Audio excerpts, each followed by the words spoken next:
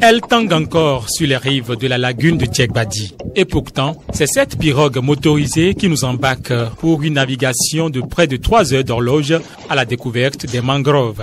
Ces espèces qui jouent plusieurs rôles dans l'écosystème et qui bordent de part et d'autre de la lagune côtière. Elles s'étendent à perte de vue au fur et à mesure que l'engin vrombit et laisse échapper de fortes vagues d'eau derrière. Dans cet univers déjà presque ensorcelant de par la qualité de l'air respiré, les cris des oiseaux migrateurs de tout genre viennent rompre le silence qui y règne pour quelquefois se poser sur les feuillages touffus des palétuviers.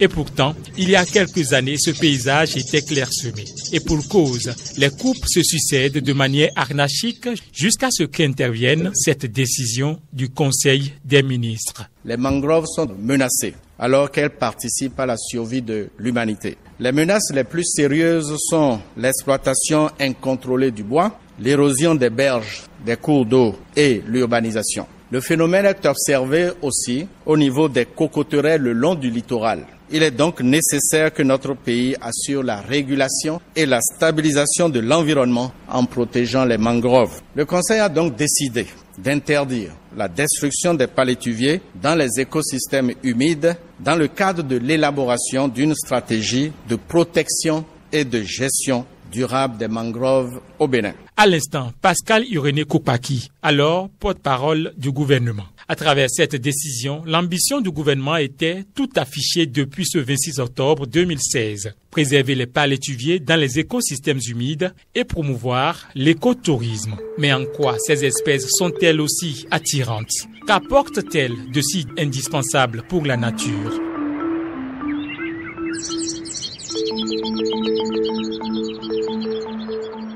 Nous n'avons pas trouvé un expert plus indiqué que le directeur exécutif de l'ONG Action Plus, dont les actions sont ancrées dans les zones humides du sud du Bénin. Il s'appelle Mercent Ogou. Il était d'ailleurs notre guide ce jeudi. Les mangroves, c'est des plantes qui, de par leur fonction, aident les ressources halieutiques, les poissons, les crabes et toutes autres ressources à pouvoir se reproduire aisément puisque ça sert de zone de frayère pour leur développement. C'est des plantes qui, de par leur attrait, accueillent les oiseaux et facilitent l'hivernage. Après, les mangroves réduisent considérablement le comblement du plan d'eau puisque ça arrête le flot de sable qui doit venir au niveau du plan d'eau. C'est des puits carbone puisque au Bénin, nous avons fait des études pour montrer que 1 hectare de mangrove capte par jour 100 kg de CO2. Et cette donnée importante montre que les mangroves jouent un rôle important dans la régulation de l'écosystème de l'environnement. Pour M. Mercent Ogou, cette verdure que présentent les mangroves, à ce jour, est le fruit d'une lutte de très longue date. Il raconte.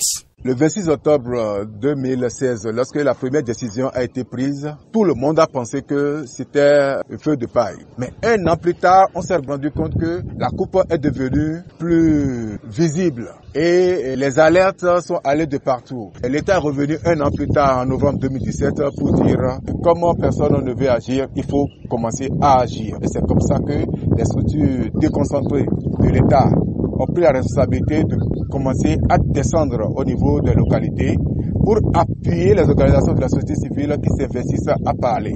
En même temps, il y a les structures décentralisées de l'État qui se sont mis également dans la zone. Donc tout ça cumulé, les populations commencent à comprendre aujourd'hui que plus rien ne peut être comme avant. Et c'est comme ça que depuis 2018, on note un changement. Parlant de changement, les jeunes qui profitent de l'écotourisme rural qu'offre l'écosystème témoignent. Gérard Dipessé est gérant de l'aire communautaire de conservation de la biodiversité d'Adunko, une localité située le long de la lagune côtière. C'est une grande forêt de mangroves ici que nous avons à Adunko. C'est la plus grande forêt de mangroves qui quitte Togouin et ça vient à Adunko. Donc ici nous avons beaucoup d'animaux. Nous avons les singes à bandes rouges, les animaux rares sont pleins dedans.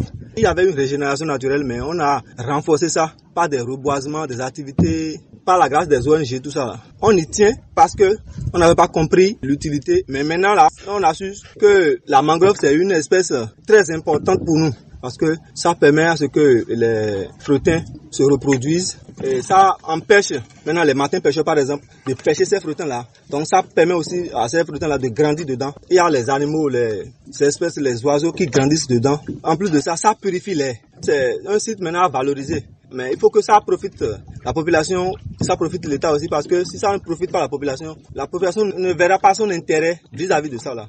Parce que c'est vrai, on a eu à conserver la biodiversité, mais ce n'est pas encore valorisé. On veut sentir la valorisation réelle du site. Gérard dit attendre beaucoup de la valorisation de cet écosystème, car, soutient-il, les habitants ont consenti assez d'efforts pour le conserver. Le combat était ardent. Parce que on a commencé par le sacré et c'était pas facile. Mais au fil du temps, avec les sensibilisations et tout, la population est en train de comprendre, mais c'est pas facile. Parce que la mangrove nourrissait pratiquement toute notre communauté entre-temps. Mais aujourd'hui, on a constaté qu'il y a au moins l'appui de certains projets qui interviennent ici pour pouvoir améliorer quelque peu la situation de nos femmes, même pas uniquement les femmes, de toute la population. Pendant longtemps, les menaces qui ont pesé sur les palétuviers sont liées à une activité de fabrication de sel dans les localités. Cécile Kofi est la présidente de l'association Doumavo.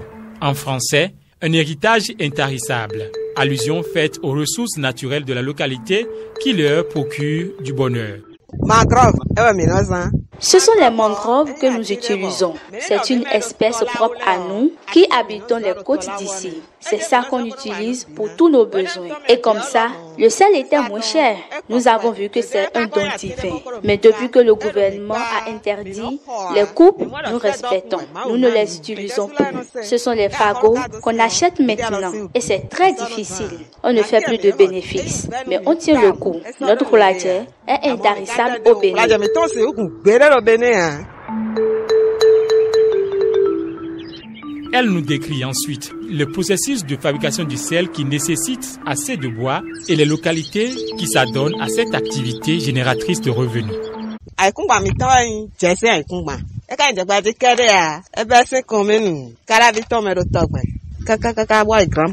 C'est notre sol qui est salé. Ce n'est pas ici à Djegbadji seul. Cela commence à Togben dans la commune d'Abomey-Calavi jusqu'à Grand Popo. C'est dans près de 5 communes qu'on prépare le sel.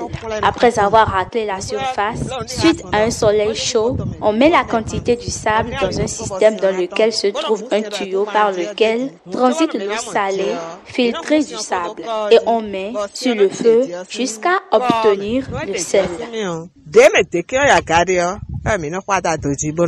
Pour préserver les mangroves des coupes des salicultrices, plusieurs projets voient le jour, dont le projet de marché de bois de la mairie de Ouida. Isidore Kobede est chargé de projet à l'ONG Action Plus. C'est un projet qui voulait réaliser 40 hectares de bois de feu, rien que pour les femmes salicultrices. Mais en entendant la récolte de ce bois, la mairie a anticipé pour dire que en attendant, la mairie va acheter du bois ailleurs et va ramener ça aux communautés ici. Donc c'est pour cela que la mairie a érigé ce hangar pour abriter le marché de bois de Djegbadji. Est-ce qu'il n'y a pas une solution durable, puisque avoir recours aussi au bois, le problème demeure? Il y a plusieurs techniques. C'est vrai que actuellement, il y en a qui n'ont pas encore prospéré. Par exemple, nous avons la technique de production de sel solaire, du sel sur des bâches. Dans d'autres communautés, les gens se sont appropriés. Par exemple, à Menkor, à Degwe et à Kouvenafide, les femmes continuent de produire avec les bâches. Mais par contre, à Djegbadji, ça n'a pas encore prospéré. Mais nous sommes toujours en train de chercher des solutions. Il y a aussi le foyer Mivo, que le PNUD a voulu qu'on expérimente ici. Mais les difficultés que les femmes ont annoncées, c'est le fait que de temps en temps, il faut rester à côté de ce foyer pour que le feu ne s'éteigne pas. Or, elles ont l'habitude, une fois qu'elles ont mis le feu pour chauffer la saumure, elles ont l'habitude d'aller chercher du sable salant, d'aller chercher la saumure. Donc, au regard de ces difficultés, elles n'ont pas encore apprécié ce foyer. Mais on est toujours en train de réfléchir pour trouver d'autres alternatives pour les aider à réduire la pression sur les écosystèmes de mangrove. Mais pour la présidente de l'association Doumavo, les projets ne correspondent pas forcément à leurs aspirations. Elle évoque notamment celui du PNUD. Quand le PNUD était venu, il nous a donné des fourneaux, bassines et tonneaux. Mais la raison pour laquelle nous n'utilisons pas le fourneau, c'est que cela n'utilise pas des fagots. Ce sont les coques de noix de palme qu'on utilise. Cela ne nous convient donc pas.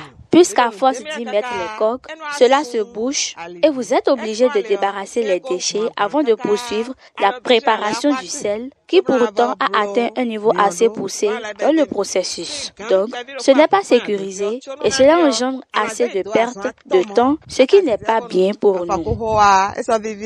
Au regard de tout ce qui précède, on est en droit de se demander si les populations comprennent vraiment les discours de la protection des mangroves que tiennent les institutions et ONG. N'y a-t-il pas Anguille Sous-Roche, médecin au goût, directeur exécutif de l'ONG Action Plus, rassure? Les populations comprennent très bien le discours parce que ce n'est pas tombé du jour au lendemain.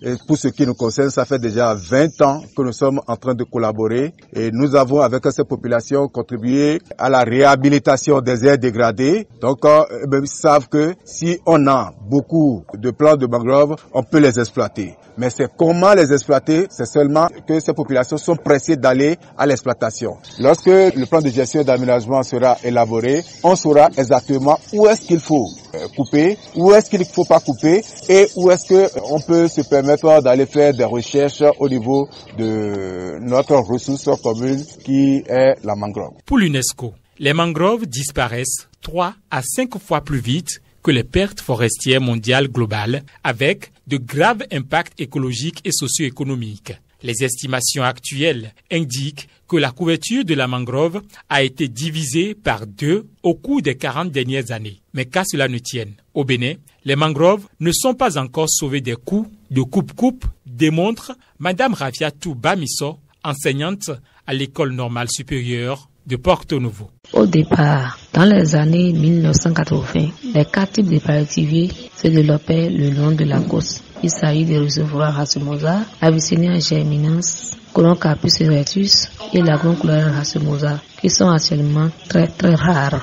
Aujourd'hui, la mangrove n'est pas à l'abri des abattages anarchiques, d'autant plus qu'il existe encore des poches de dégradation à l'intérieur de cet écosystème. Cette dégradation est surtout liée à l'existence des activités salicoles encore persistantes de nos jours, avec l'augmentation des sites salicoles et des salicultrices. Les mesures du gouvernement n'ont pas porté leurs fruits parce qu'il n'y a pas de mesures d'accompagnement pour soutenir la population. Les agriculteurs achètent les boîtes de caoutchouc dont les prix varient selon le diamètre, les coques de coco, les branchages de cocotiers et de palmiers avant de préparer le sel. Un tricycle rempli de bois, de diamètre compris entre 0,70 cm, est vendu à 7 500 francs. Une bâchée est vendue à 30 000 francs. Les coupes de la mangrove sont liées à certaines populations qui parcourent de longues distances pour venir couper dans une autre localité. Quoi qu'en soit cette aide, toutes sortes de subventions, je ne pense pas qu'un jour les agricultrices laissent cette activité. C'est une activité qu'elles mènent depuis plus de 3 siècles.